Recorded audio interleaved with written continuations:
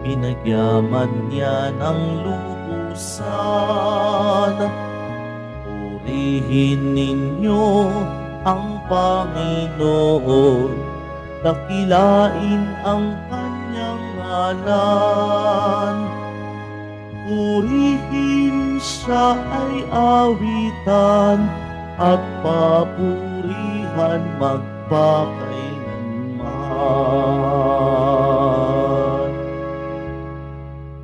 Sa ngalan ng Ama at ng Anak at ng Espiritu Santo. Amen. Sumainyo ang Panginoon. At sumaiyo rin. Mga kapatid, aminin natin ang ating mga kasalanan upang tayo'y maging marapat gumanap sa banal na pagdiriwang.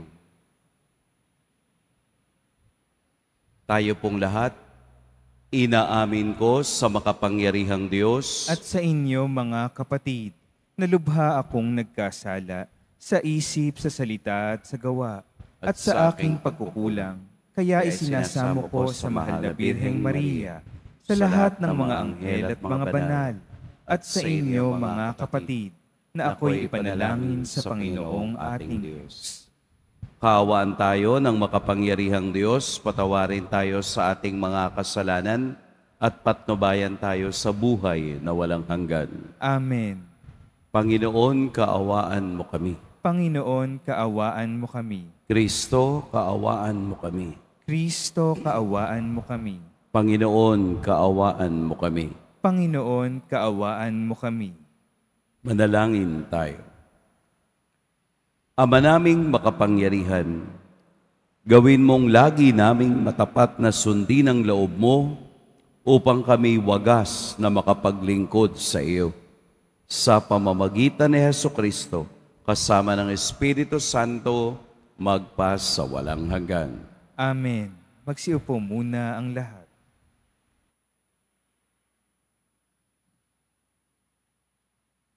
Pagbasa mula sa sulat ni Apostol San Pablo sa mga taga-Epeso.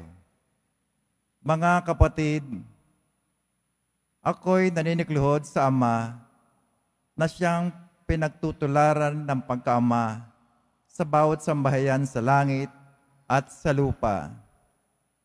Hinihiling ko ayon sa kanyang kayamanan at kadakilaan na palakasin niya ang iyong buhay espiritual sa pamamagitan ng kanyang Espiritu.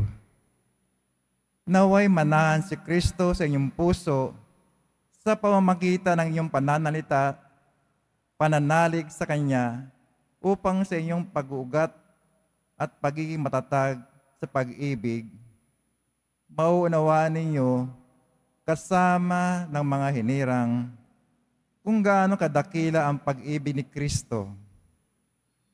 At naway makilala ninyo ang di matingkalang pag-ibig na ito upang mapuspos kayo ng kapuspusan ng Diyos.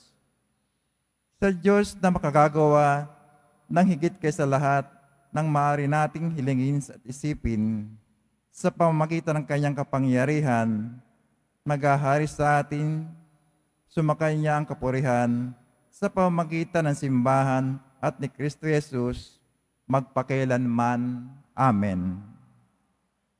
Ang salita ng Diyos. Salamat sa Diyos. Awat pag-ibig ng Diyos sa sangkalupa ay lubos. Awit pag-ibig ng Diyos sa sangkalupa ay lubos. Lahat ng matuwid dapat na magsaya dahil sa ginawa ng Diyos sa kanila. Kayong masunuri, magpuri sa Kanya. Ang Diyos na Panginoon ay pasalamatan, tugtugin ang alpat awit ay saliwan. Awat pag-ibig ng Diyos sa sangkalupa ay lubos. Panginoon ay tapat sa Kanyang salita at maasahan ang Kanyang ginawa. Minamahal niya ang gawang matapat, ang pag-ibig niya sa mundo'y laganap. Awat pag-ibig ng Diyos sa sangkalupa ay lubos. Ngunit ang mga panukala ng Diyos ay mamamalagit walang pagkatapos. Mapalad ang bansang ang Panginoon ang Diyos, mapalad ang bayang Kanyang ibinukod. Awat pag-ibig ng Diyos sa sangkalupa ay lubos. Ang may takot sa Diyos at nagtitiwala sa kanyang pag-ibig ay kinakalinga. Hindi babayang sila'y mamatay, kahit magtagutom sila'y binubuhay. Awat pag-ibig ng Diyos sa sangkalupa ay lubos. Magsitayo po ang lahat.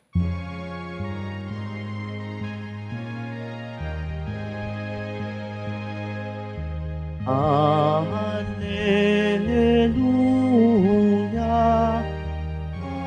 Alleluia,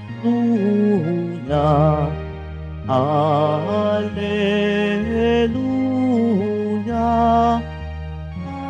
Alleluia.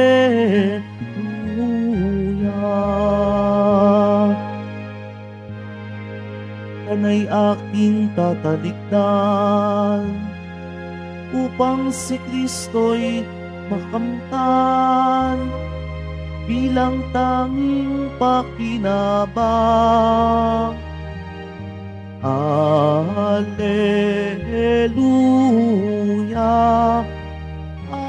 Alleluia, Alleluia,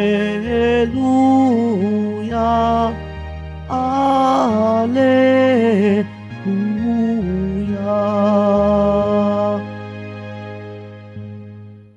Sumainyo ang Panginoon. At sumaiyo rin. Ang mabuting balita ng Panginoon ayon kay San Lucas. Papuri sa iyo, Panginoon.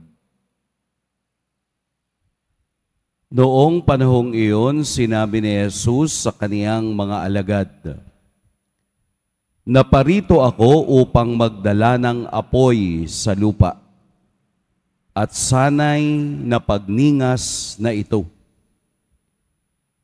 May isang binyag pa na dapat kong tanggapin, at nababagabag ako hanggat hindi natutupad ito. Akala ba ninyo'y pumarito ako upang magdala ng kapayapaan sa lupa? Sinasabi ko sa inyo, hindi kapayapaan, kundi pagkakabaha-bahagi. Mula ngayon, ang 5 katao sa isang sambahayan ay mababahagi. 3 laban sa 2 at 2 laban sa 3.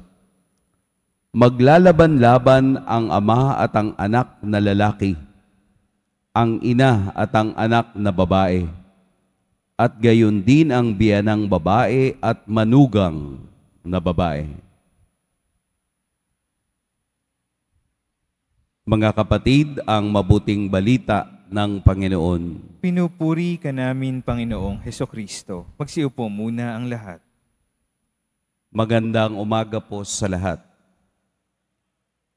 Parang nakakabagabag yung ating ebanghelyo na lagi nating sinasabing si Kristo ay prinsipe ng kapayapaan. Pero bakit po sa ating ebanghelyo ngayon, sinabi niyang siya ay naparito upang magdala ng apoy, at ang apoy na iyon ay kailangang nagniningas na. Siya rin ay nagdala upang ang lahat ay hindi makatanggap ng kapayapaan, kundi pagbabahabahagi, division. Siya ay naparito at siya ay magdadala ng pagkakabahabahagi o pagkakawatak-watak. Atin pong tingnan sa isang maayos na pangunawa dahil ang lahat ng sumusunod kay Kristo ay hindi nauunawaan ng mundo. Ang lahat na sumusunod sa kaniyang yapak, sa kaniyang mga gawain at sa kaniyang salita ay hindi nauunawaan ng ibang hindi sumusunod sa kaparehong daan. Si Saint John of the Cross ay nagpaliwanag sa mga talatang ito. Dahil si Jesus ay bilang apoy, at ang apoy na ito ay kailangang magningas sa mga taong tumatanggap ng kaparehong apoy. Ano daw po yung simbolo ng apoy? Ang simbolo ng apoy ay ang maningas na pag-ibig at awa ng Diyos. Kung papaanong ito ay nagningas kay Jesus, kailangang magningas din ang apoy na ito sa lahat ng sumusunod sa Kanya. Kung ano ang level ng pag-ibig at awa ni Kristo, kailangang ganun din ang kaparehong level na meron tayo nararamdaman at ginagawa natin.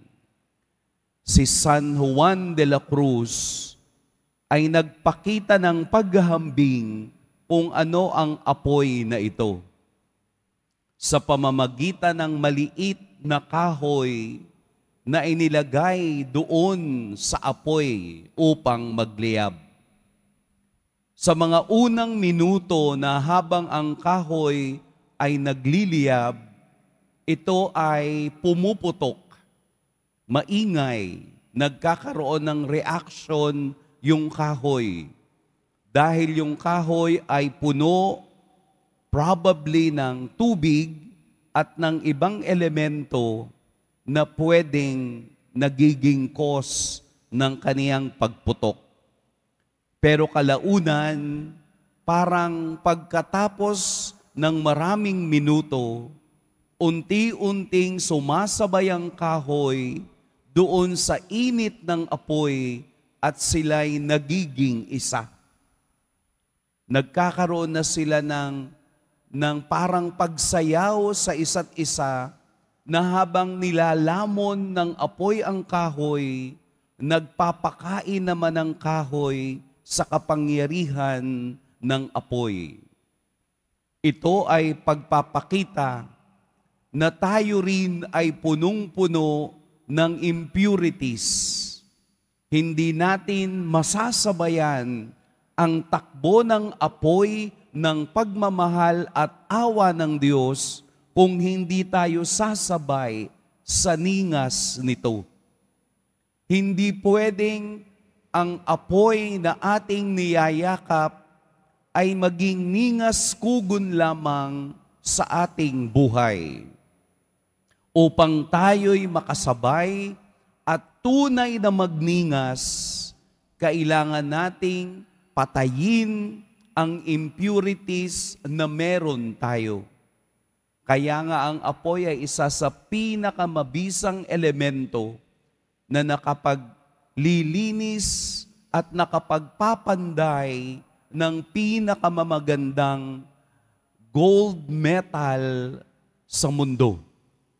At upang tayo'y mapanday, makita ang purity ng ating intensyon at buhay, hayaan nating matupok tayo, masunog tayo ng apoy ng pagmamahal at awa ni Kristo. Sapagkat ang taong dumadaan at dinadalisay ng apoy ay lumalabas ang katotohanan sa kaniyang buhay. Kaya kung siya ay naging maganda na at na-purify na ng apoy na ito, marami na ang hindi nakauunawa sa kanya. Marami na siyang nagiging kaaway sapagkat ang taong tunay na sumusunod sa Diyos ay nag-iiba at nagniningning dahil siya ay nalinis na ng apoy ng pagmamahal at awa ng Diyos. Asahan natin ang pagtutol ng iba. Asahan natin ang hindi pagsang-ayon ng iba. Pero kung ikaw ay patuloy na nalilinis ng apoy ng pagmamahal at awa ng Diyos, ito rin ang iyong ibinibigay sa iba na hindi nakauunawa sa iyo. Kaya meron tayong pagpiling gagawin. Ang manatiling madumi o manatiling nililinis ng Diyos sa apoy ng kaniyang pag-ibig. At kung tayo'y nalilinis na, nahihiwalay na tayo sa kaniyang sinasabi.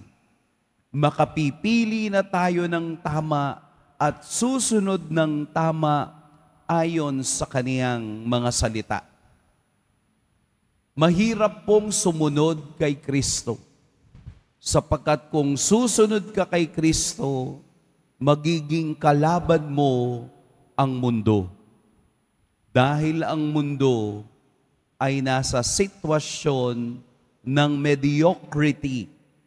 Yung bang okay na, pero kay Kristo, hindi sapat ang okay na. Dapat palaging tunay na okay na. Hindi lamang ang dasal ay dasal ng paghingi, kung hindi dasal ng pakikiugnay sa Kanya sa araw-araw ng ating buhay. Kung papaanong ipinakita ni Saint John of the Cross ang pakikipag-ugnay sa Diyos, ang pakikisayaw sa apoy habang tayo'y nililinis at pinupurify nito, mararamdaman natin ang sakit ng paglilinis at pagpapanibago sa diwa at puso ng Diyos. Araw-araw tayong binibigyan ng pagkakataon ng Panginoon na magbago ayon sa kaniyang wangis, sapagkat ang katotohanan, hindi natin mauunawaan ng Diyos kung tayo'y madumi at lugmok sa kasalanan. Ang Diyos ay naririto bilang apoy at hinahanap niya na ang apoy na iyon ay hindi mamatay sa bawat isa, kung hindi dapat ito'y nagniningas kasing init ng kaniyang pagmamahal at ang kaniyang pag-unawa at awa sa lahat ng sumusunod dito. Hayaan nating matupok ang kasalanang ayaw nating iwanan. Hayaan nating masunog ang mga kasalanang ayaw pa nating bitawan, sapagkat hindi tayo magiging isang magandang ginto kung hindi tayo dadaan sa apoy ng paglilinis na ibinibigay ng Diyos sa kaniyang banal na pangungumpisal. Ibigay natin lahat sa Diyos upang tayo'y makapili kay Kristo o mabuhay sa mundo.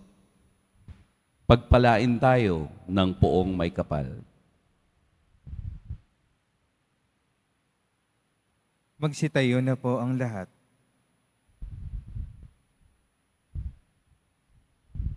Minamahal kong mga kapatid, maaaring dumating sa atin ang mga pagsubok at mga suliranin.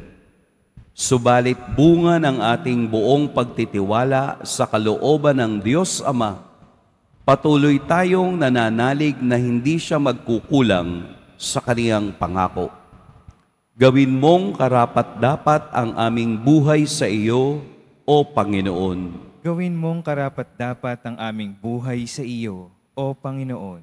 Ang mga pinuno ng simbahan na hayagang inuusig, naway mabigyan ng tapang at lakas upang manatili sa kanilang pananampalataya. Manalangin tayo. Gawin mong karapat-dapat ang aming buhay sa iyo, O Panginoon.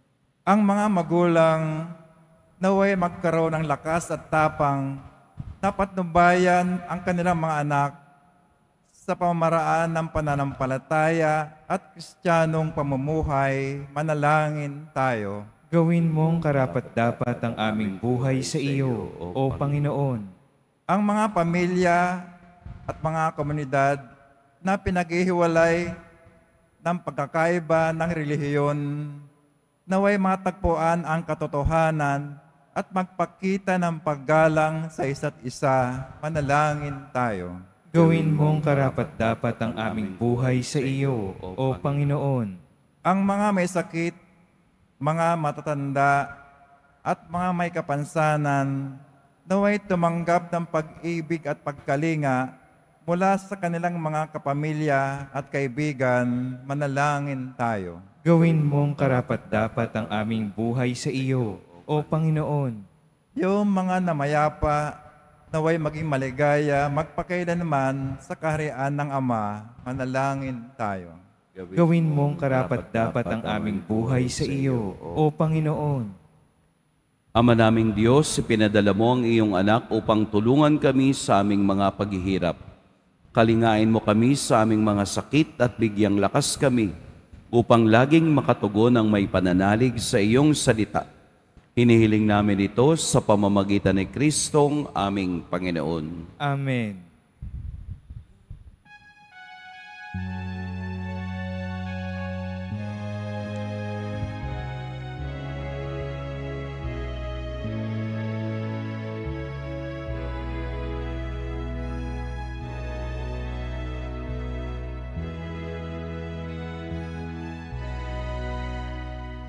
Itong tinapay at alak na mula sa'yo, muling ihahain sa kabutihan mo.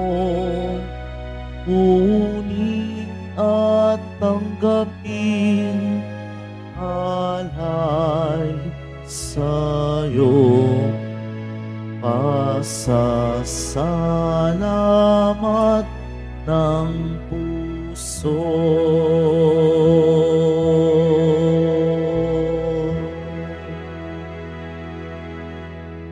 Magsitayo na po ang lahat. Madalangin kayo mga kapatid upang ang paghahain natin ay kalugdan ng Diyos amang makapangyarihan. Tanggapin nawa ng Panginoon itong paghahain sa iyong mga kamay, sa kapurihan niya at karangalan, sa ating kapakinabangan at sa buong sambayanan niyang banal. Ama naming lumikha, ipagkaloob mong ikaw ay aming kusang mapaglingkuran sa paghahain namin ng mga alay na iyong bigay, upang kami dalisayan ang iyong pagmamahal sa paglilingkod namin ngayong ginaganap ang banal na pagdiriwang sa pamamagitan ni Jesucristo, kasama ng Espiritu Santo, magpa sa walang hanggan. Amen. Sumainyo ang Panginoon. At sumaiyo rin. Itaas sa Diyos ang inyong puso at diwa. Itinaas na namin sa Panginoon. Pasalamatan natin ang Panginoong ating Diyos. Marapat na siya ay pasalamatan. Ama naming makapangyarihan, tunay ngang marapat na ikaw ay aming pasalamatan. Pinagbibigyan mong ito'y aming maihayag, kahit na ito'y walang anumang maidaragdag, sa kadakilaang sa iyo ay likas. Sa pagpupuri namin ang nakikinabang, ay kami rin iyong pinakikiharapan sa pamamagitan ng iyong anak na minamahal. Kaya kaisa ng mga anghel na nagsisiawit ng papuri sa iyo, nang walang humpay sa kalangitan, kami nagbubunyi sa iyong kadakilaan. Santo, Santo, Santo, Panginoong Diyos ng mga hukbo, napupuno ang langit at lupa ng kadakilaan mo. O sana sa kaitaasan, pinagpalang na paririto sa ngalan ng Panginoon. O sana sa kaitaasan, magsiluhod po ang lahat. Ama naming banal, ikaw ang bukal ng tanang kabanalan. Kaya't sa pamamagitan ng iyong Espiritu, gawin mong banal ang kaloob na ito upang para sa amin maging katawan at dugo ng aming Panginoong Hesukristo. Bago niya pinagtiis ang kusang loob na maging handog, hinawakan niyang tinapay, pinasalamatan kaniya, pinaghati-hati niya iyon, iniabot sa kaniyang mga alagad at sinabi, tanggapin ninyong lahat ito at kanin, ito ang aking katawan na ihahandog para sa inyo.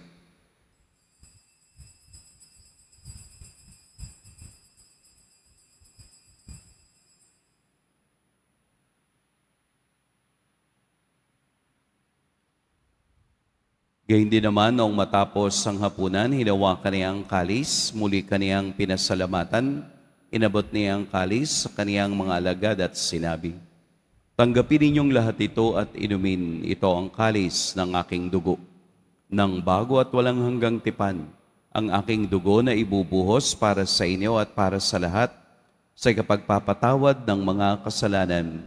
Gawin ninyo ito sa pag-alala sa akin.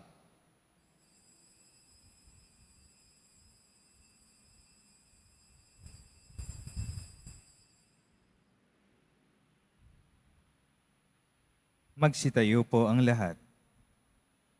Ipagbunyi natin ang misteryo ng pananampalataya.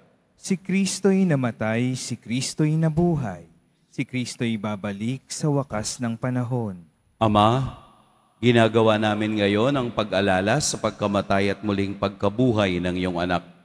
Kaya't iniaalay namin sa iyo ang tinapay na nagbibigay buhay at ang kalis na nagkakaloob ng kaligtasan. Kami nagpapasalamat dahil kami iyong minarapat na tumayo sa harap mo para maglingkod sa iyo. Isinasamo namin kaming magsasalo-salo sa katawan at dugo ni Kristo ay mabuklod sa pagkakaisa sa pamamagitan ng Espiritu Santo. Ama, lingapin mo ang iyong simbahang laganap sa buong daigdig. Puspusin mo kami sa pag-ibig kay San Francisco na aming Papa at ni Jose na aming obispo at ng tanang kaparian. Alalahanin mo rin ang mga kapatid naming nahimlay nang may pag-asang sila'y muling mabubuhay, gayon din ang lahat ng mga pumanaw. Kaawaan mo sila at patuloyin sa iyong kaliwanagan. Kaawaan mo at pagindapating kaming lahat na makasalo sa iyong buhay na walang wakas. Kaisa ng mahal na Birheng Maria na ina ng Diyos, ng kabiyak ng puso niyang si San Jose, kaisa ng mga apostol ni San Juan Bautista, at ng lahat ng mga banal na namuhay dito sa daigdig ng kalugod-lugod sa iyo, maipagdiwang nawa namin ang pagpupuri sa ikararangal mo sa pamamagitan ng iyong anak na aming Panginoong Hesukristo.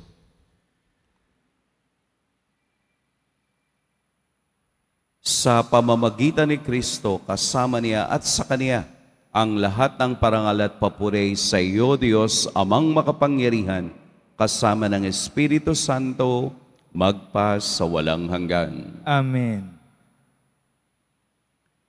Sa tagubilin ng nakagagaling na utos at sa turo ni Jesus na Panginoon natin at Diyos, ipahayag natin ng lakas loob. Ama namin, Sumasalangit ka. Sambahin ang ngalan mo. Mapasa amin ang kaharian mo. Sundin ang loob mo dito sa lupa para ng sa langit. Bigyan mo kami ngayon ng aming kakanin sa araw-araw at patawarin mo kami sa aming mga sala para ng pagpapatawad namin sa nagkakasala sa amin. At huwag mo kaming ipahintulot sa tukso at iadya mo kami sa lahat ng masama. hinihiling namin kami iadya sa lahat ng masama.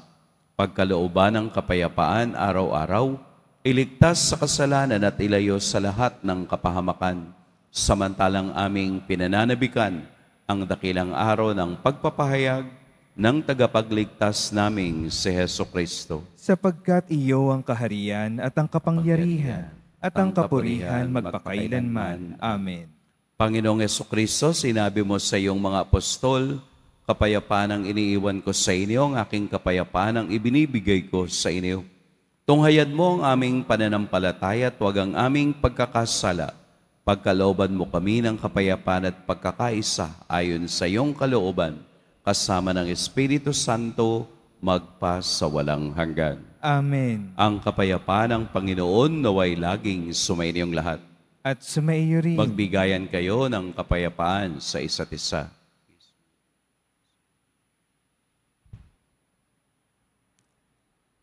Kordero ng Diyos na nag-aalis ng mga kasalanan ng sanlibutan, maawa ka sa amin. Kordero ng Diyos na nag-aalis ng mga kasalanan ng sanlibutan, maawa ka sa amin.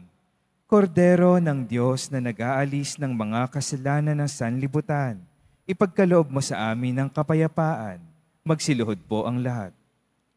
Narito si Jesus ang apoy ng pag-ibig at ng awa. Ito ang kordero ng Diyos, ito ang nag-aalis sa mga kasalanan ng sanlibutan. Mapapalad ang inaanyayahan sa kaniyang piging. Panginoon, hindi ako karapat-dapat na magpatuloy sa iyo. Ngunit sa isang salita mo lamang ay gagaling na ako.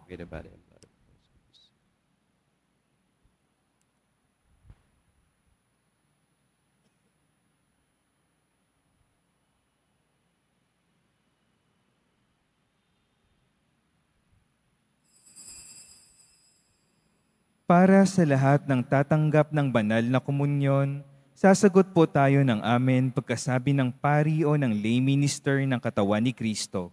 Isubo agad sa bibig bago umalis sa harapan ng pari o lay minister. Sumunod po tayo.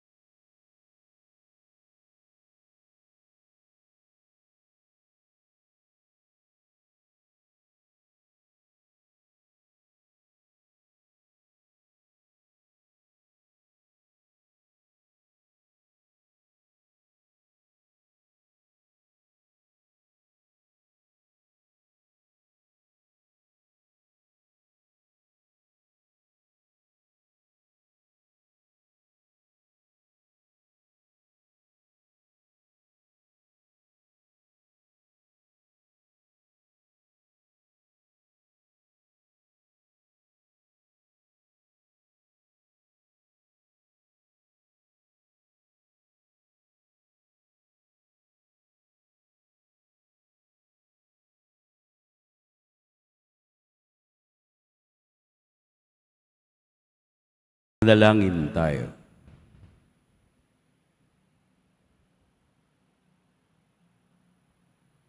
Ama naming mapagmahal, gawin mong sa aming banal na pakikinabang.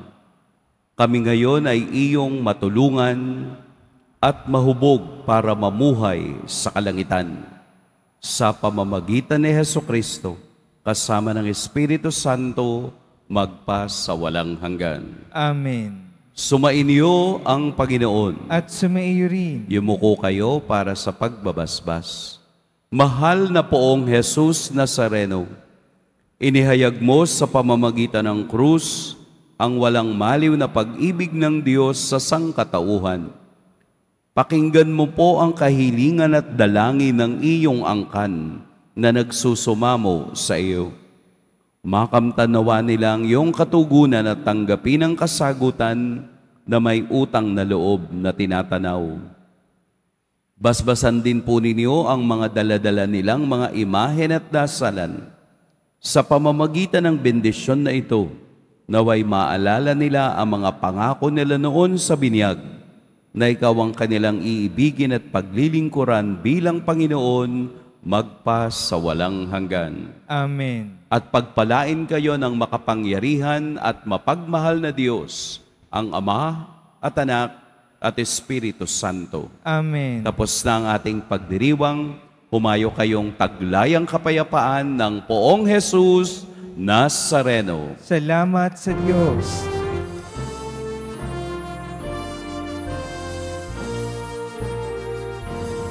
Cristo Padre Jesus Nazareno, sinasampahan namin, pinituntuho namin, aral mo ang aming buhay at kaligtasan. Cristo Padre Jesus Nazareno, iligtas mo kami sa kasalanan. Ang krus mong inamatayan ay sagisag ng aming kaligtasan.